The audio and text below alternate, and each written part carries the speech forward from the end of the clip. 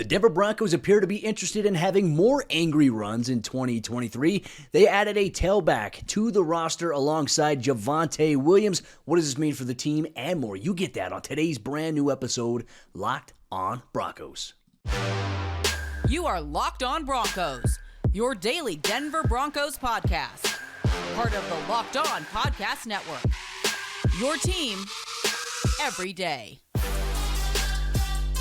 The angry run scepter should be making its home permanent in the Mile High City in 2023 after the Broncos added a talented player to the running back roster. Thank you so much for tuning in and making Locked on Broncos your first listen of the day. Every single day you can get this podcast free and available everywhere you get your podcast in audio format, or whether you watch on YouTube. Do us a favor, Broncos Country. Hit that subscribe or that follow button down below so you never miss out on a day's worth of Broncos news, content, coverage, and more. We break down all the action in Dove Valley. I'm your host, as always, Cody Roark, Broncos reporter for Mile High Sports, joined alongside, as always, by my co-host, Sayre Bedinger, Sayre expert, predominantlyorange.com. And, you know, Sayre, we talked about running back being a big need for the Broncos going into free agency.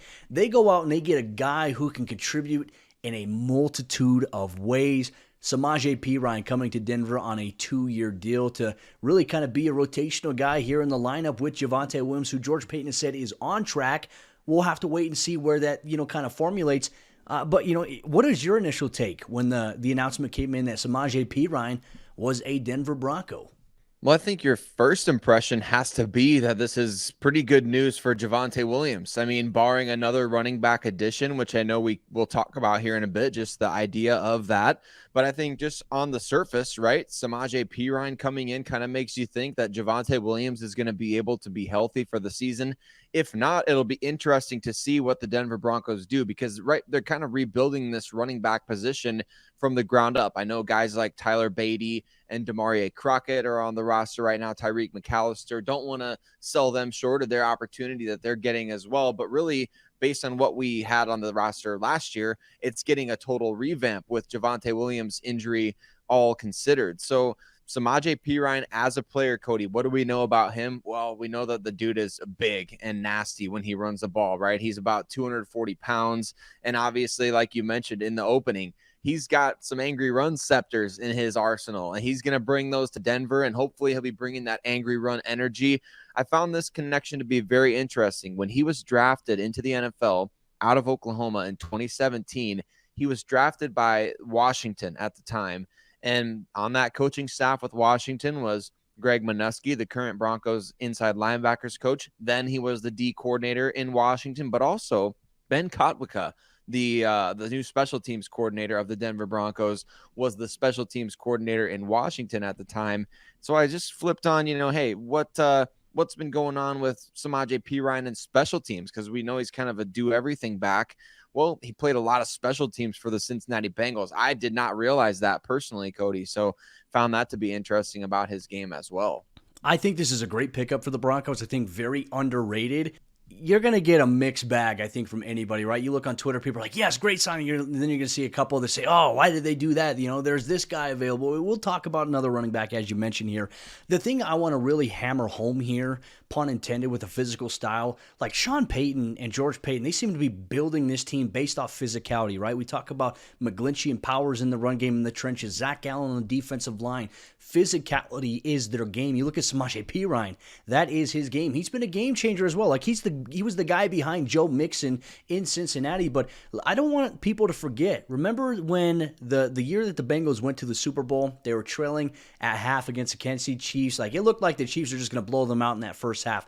Samaje Perine's screenplay for a touchdown gave them life in that game, so he can provide a little bit of electricity for you. Not only can he contribute as a rusher, he averaged 4.1 yards per carry in Cincinnati last season. Didn't have as many attempts. He had, I think it was like 95 attempts. I think it was somewhere, along that realm there. 2 rushing touchdowns, but he also will add an element out of the backfield as a pass catcher, right? If Sean Payton wants to reinvigorate the screen game that we have not seen in Denver for God knows how many years, he had 4 receiving touchdowns as well last season, so there is value. But, while those are exciting, what stands out to me? He is really damn good in pass protection. As you mentioned, he loves physicality. He loves contact, and he's a reliable pass protection option in max protect situations, third down situations if you're going to pass. Samaje Perine is an under-the-radar pickup for Denver. I'm a big fan of it. I think a lot of Broncos country as well. Make sure you chime in on the YouTube video in the comments down below if you're watching. You can always tweet us on Twitter at Cody Roark NFL, at Sayre Bedinger, at Lockdown Broncos. But I also think that, okay, while they've added a running back, and we know that Javonte is on track, so to speak, if Javonte's still not, if he's on track, do you think that Denver will add another running back? And I think we have to take a look at that. That's a very interesting question to throw out with the addition of Perine. Are they done at that position? I think if he is ready, Javonte Williams, who I'm speaking of right now, if he's going to be ready for the start of the season or very early on in the season, I think now you pivot to the NFL draft. Maybe you bring back Latavius Murray as an additional kind of veteran player there, but I think for sure you pivot to the NFL draft. As far as free agency, if you're thinking, Javonte may need the PUP list to start the year, which would put him out for 6 or 8 weeks. I can't remember exactly what it is, but something like that for at least a couple months to start the season. If he starts on the PUP, Cody, I would still consider I know we got a couple backs in free agency that have connections to the new running backs coach, Lou Ianni. So I think that's something that I would consider, namely David Montgomery, Kareem Hunt. And I'm sure, obviously when he was at Iowa State, very clearly he coached against, Samaje Perine's Oklahoma team. So he knows him well, I'm sure, in that regard. But at the same time, bringing in somebody that he has a direct history with could be interesting.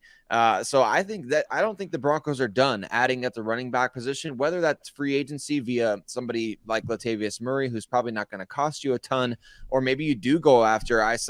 Twitter detectives are out, Cody. I saw that Miles Sanders liked a little edit of him in a Broncos uniform, and he said his goodbyes to the Eagles as well. So I guess you just never know. And it does seem like Sean Payton really wants to heavily emphasize the running game. So the Broncos have made their investments on the offensive line. Maybe they make another one at center, but for the time being, maybe you do shift your attention and focus to that running back position.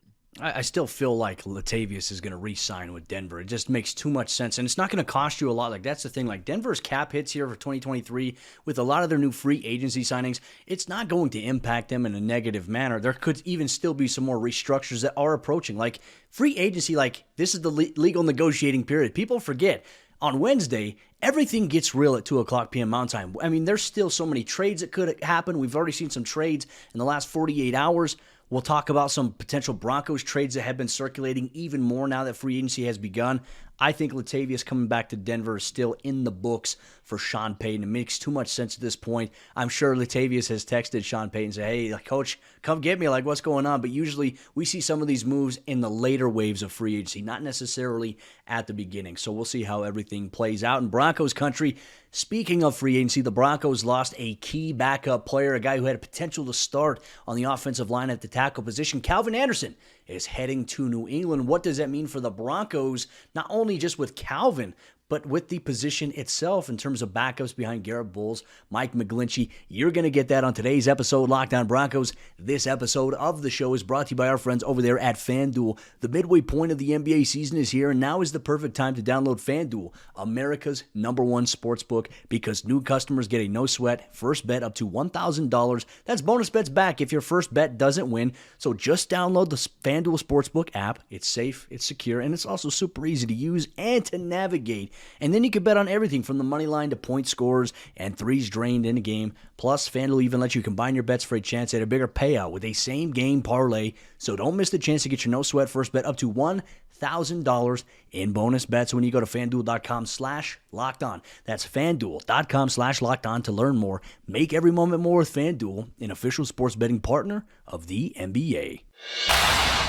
One of the pitfalls of NFL free agency is that fans are always excited to see who their team signs. But at the same time, you also lose out on some players that you like, including some fan favorites. The Broncos had that happen to them on Tuesday during the NFL legal negotiating period ahead of free agency. Just want to say thank you so much to everybody in Broncos country for tuning in and making Lockdown Broncos your first listen of the day every single day on your favorite audio podcasting platform, or whether you watch us on YouTube. We appreciate you so much taking time out of your day to listen or to watch us break down all things orange and blue here, Lockdown Broncos. With that said, Calvin Anderson, a fan favorite, as we all know, the emoji, the shush emoji, he is moving on elsewhere. He signed a 2-year deal with the New England Patriots, which is interesting because you look at Calvin's journey, right? He went undrafted, but the first team he signed with after being undrafted, it was the New England Patriots. And then he found his way somehow. I think he spent a little bit of time with the New York Jets, came to Denver, and then spent the last 4 or 5 seasons here in Denver. Mike Munchak really valued him. George Payton really, really liked him. He's going to get an opportunity to start in New England. I couldn't be more happy for Calvin. Calvin's a great friend to me. He's always been great to me as well. Great friend of the show and the program. We used to have him on the show as well.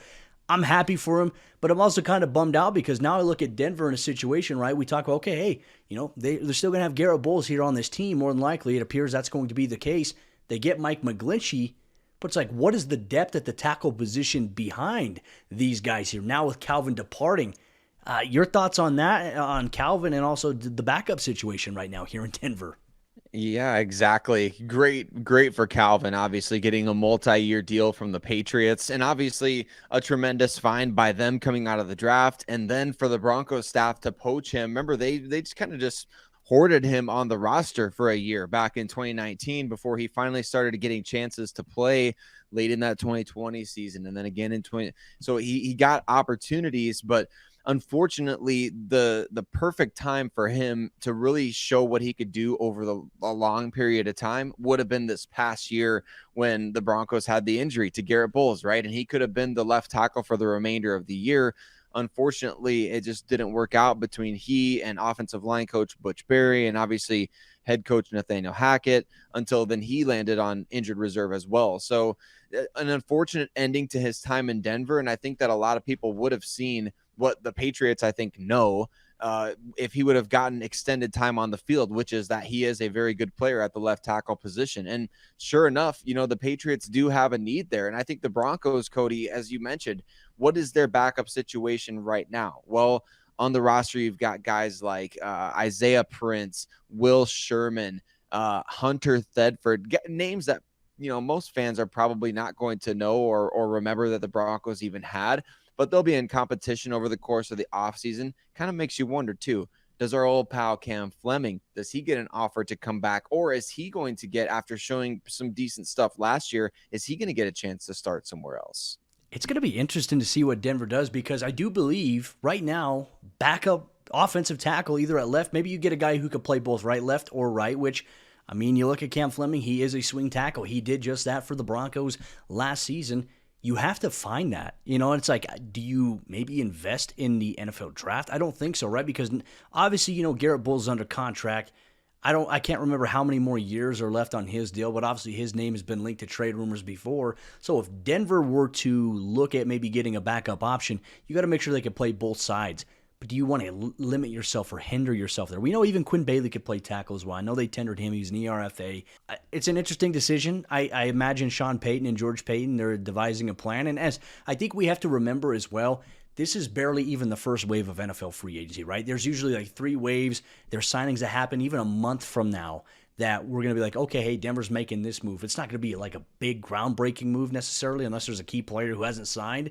What do they do here? Like that, to me, with the new offensive line coach and Zach Strief, you have to make sure you have your contingency plans in place. I think Denver is okay on their interior. I do think that they see something in Quinn Bailey as an offensive guard for them.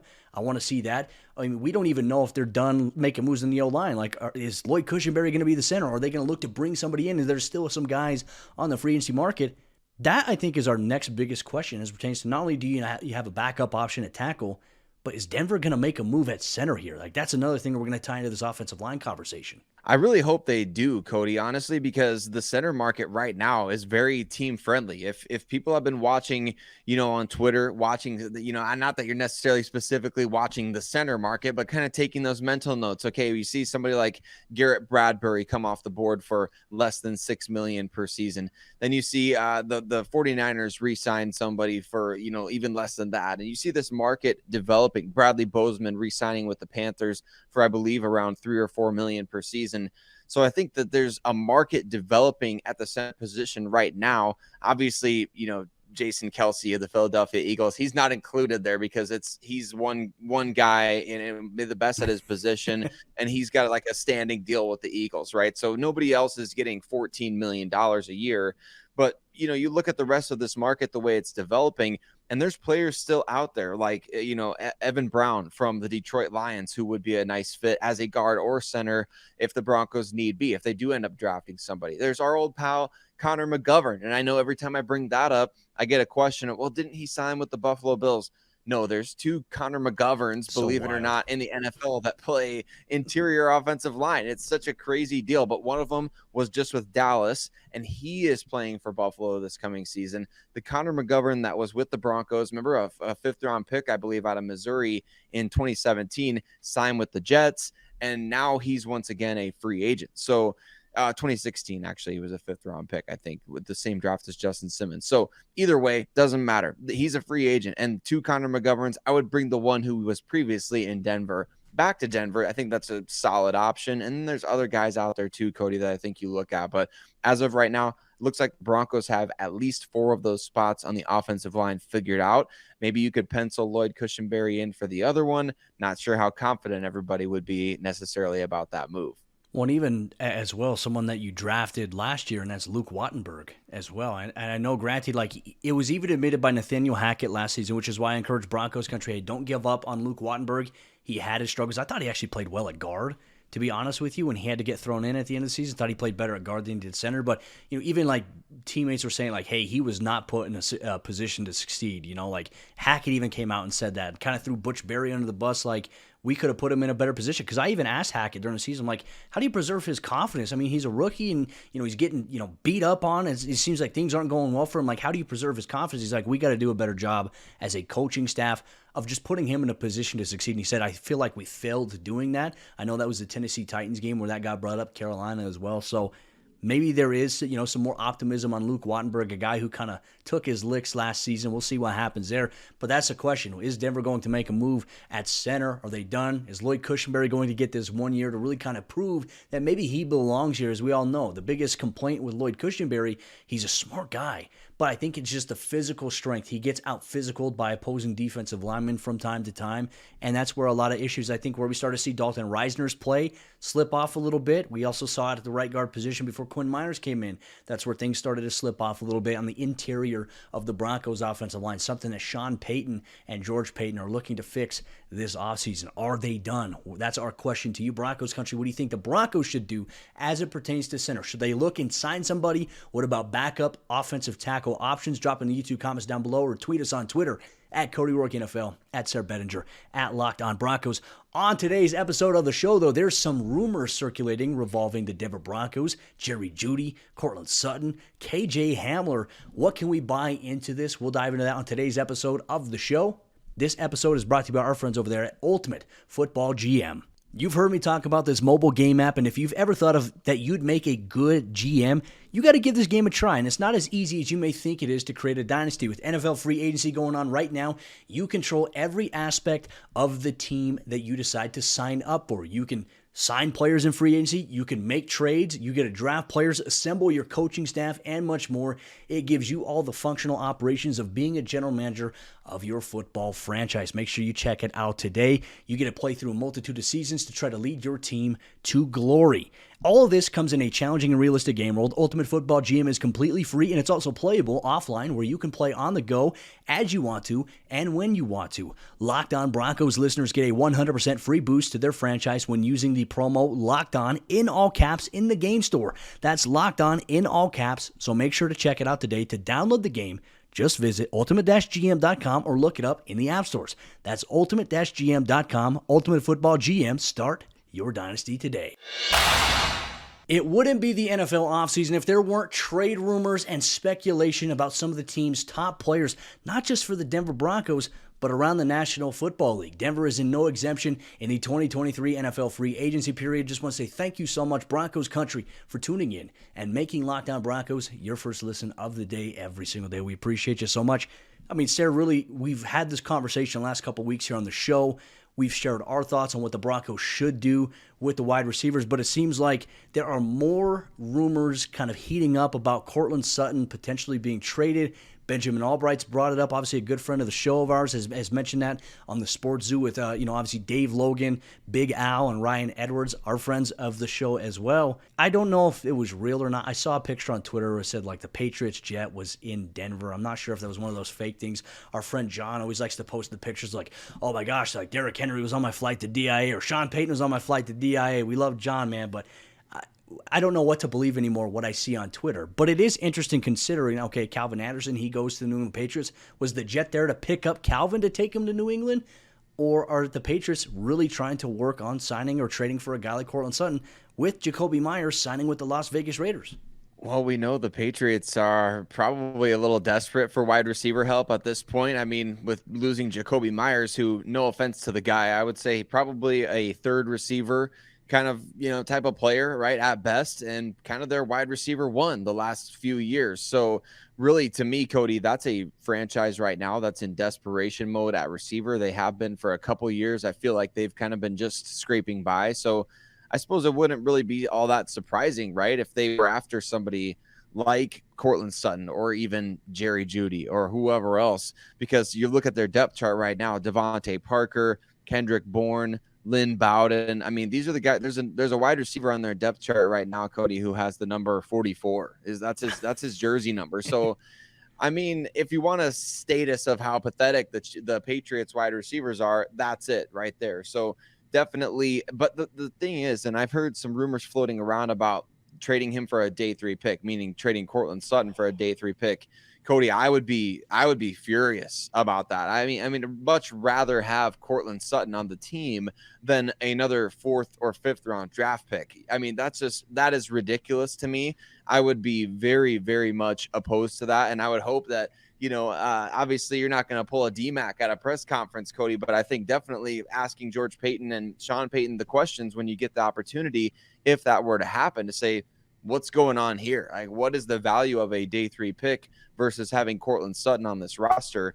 I don't like hearing that kind of stuff. And it kind of makes me hope like, okay, let's just shut these rumors down now and move forward with these guys on the team, unless you're talking about a bidding war that involves a day 2 pick for Courtland. So, and specifically, I would say a 2nd round pick. I don't even know that I'd be good with a 3rd rounder. Yeah. But that's my rant on that, Cody. I just much rather have Courtland Sutton than a crappy draft pick, for lack of a better term or turn of phrase. No, I'm with you there. I would be livid. And this would be the one thing, like, okay, I get that we trust like George Paton, Sean Payton, but like this would be something I'm like, what are you guys doing? And maybe they have a better idea. Maybe there's a bigger plan in store. But the fact that Jerry Jeudy's name is also being tossed in some of these, I don't like that. I don't like the fact, and you know me, my premise is that, hey, you play this season with Courtland, Jerry, KJ, Tim. It's not, Jerry's playing for a contract extension. You just extended Tim and Courtland at pretty damn good deals in comparison to the rest of the market. And you have KJ Hamler, who doesn't cost much against the cap. He has a chance to play himself into a little bit more money and a role in Denver with his speed dynamic. The question is, can all these guys stay healthy and play together at the same time? We had this conversation. Okay, if these guys are balling out and they're playing well throughout the entire season, maybe you make a move at the NFL trade deadline. But if you're to trade one of your key guys away for a day 3 pick, I would be so pissed. I don't think that is benefit. I don't think it makes the Broncos better. It would truly be the one move that gets made that makes me like scratch my head and say, I don't know what these guys are doing here. But then again, we've only seen it come out from one person. We've never seen this come out from other reputable reporters. So maybe this is just talk. Maybe it's just rumblings. We'll have to see there. But you know what? In terms of speculation, tell you what, the one thing I never understand, and look, if you do this, I'm sorry, I'm not trying to be mean, but it's like, I don't understand how people have time to go and look on social media and look at where a player, like on Instagram or Twitter, that they followed or unfollowed like this team. I don't get it. Sayre, it's the wildest thing in the world to me. But apparently, Broncos fans were looking at CJ Gardner-Johnson's Instagram, and he followed the Broncos. He followed a bunch of Broncos players. And then after I think it got brought to attention, he unfollowed pretty much most of them. So it's like, what the heck's going on here? We know he's got connections to Sean Payton. Sean Payton's come out vocally when the Saints traded away him to the Eagles. He's like, what the heck are they doing? So could it maybe align? Could Denver maybe spend some big time money? I look at that and think he's a good player. You have a young guy as well in Caden Stearns who has talent that you want to see if in fact he can be a guy for the next 4 to 5 years here in Denver as well. Right. It's all about how you want to allocate what remaining assets you have. And if you do choose to make a move like that, like what is the fallout? Like we're talking about these wide receiver trade options, and that could free up some cap space. The Broncos haven't done any restructuring as of yet, Cody, which I find to be interesting. That kind of to me means maybe there is something to these trade rumors. Like you might restructure a guy like Courtland Sutton, let's say, if you were planning on making more moves in the interim instead of just getting his contract ultimately off the books. So I guess, like you said, we haven't even got to the first official day as of the time we're recording this. It's not even the first official day of the new NFL league year. But with CJ Gardner-Johnson, it's really all about how do the Broncos want to allocate their remaining assets, right? Do you want to go after a guy like that and pair him up with Justin Simmons, which would be really cool? I mean, CJ Gardner-Johnson had 6 picks last year, 9 over the last 2 seasons between his time with the Saints and the Eagles. So I'd be excited about that. But at the same time, I don't know. Do you want to invest that money in a different position? Yeah. Do you want to maybe save some money in case somebody comes available later on? I don't know exactly what the case will end up being. But I do think that it's funny. It's interesting to see, the Twitter detectives. They're good, man. They find out this information about flights going into the Centennial Airport and all that good stuff. And so at least it gives us something fun to talk about, if nothing else. But I don't know. I mean, with CJ Gardner-Johnson, I think I could see either way. People kind of saw that connection between he and Payton early on in this whole free agent, wish list process. And the Broncos obviously have an opening at that safety spot. But like you mentioned, Caden Stearns is kind of waiting in the wings there. So maybe you save that money that you would spend on CJ Gardner-Johnson, spend it elsewhere, or maybe just make that one more big splash and just bring him on in. Could be like the 2014 NFL free agency period, never making big splashes. And look, even like Caden Stearns is seen all the talk because, right, with the whole Instagram thing of CJ Gardner-Johnson, a lot of people are like, yeah, bring him in. We don't need Caden Stearns. It's like Caden saw that. He's like, all right, looks like I still have a lot to prove there. And I think Caden is a very, very talented player. And I think that you and I have said it here on the show. I think you have to see what he and Justin Simmons can do for you for a season. Granted injury history with Caden, he should be fully ready to go. The hip should be better than it has been. I mean, the hip thing was something that was dating back to college for him. So the fact he's got it fixed now, I think gives him a little bit more longevity. We'll have to wait and see. I'm personally on the board there. Stick with Caden Stearns. And look, if Denver were to somehow move on from K'Waun Williams, which I hope they do not do, I know that's been talked about a little bit, CJ Gardner-Johnson could play inside the nickel. That's where he was a pest at the New Orleans Saints. That's where he's getting, guys punching him in the helmet, getting into fights with Michael Thomas at practice. Like, he's a talented player. You have to ask yourself, is that what you want right now with where Denver is at? A new coaching staff makes anything at this point possible, especially considering some of the old personnel that was from the old coaching staffs and old regimes here in Denver. So I think that is worth noting there. But with that said, Broncos Country, we will wrap up today's episode of the show with this. We just want to say thank you so much for taking time to listen or to watch us break down all things here on the Locked On Broncos podcast. You get this podcast free and available everywhere you get your podcast every single day, all year long, because for the true fan, there's never an offseason. Straight to the point, Broncos talk, no muss, no fuss. You get it all here every single day. Thank you so much, Sayre and I. We will have you covered every step of the way as NFL free agency continues. The latest going on in Broncos Country, you get that here, Locked On Broncos.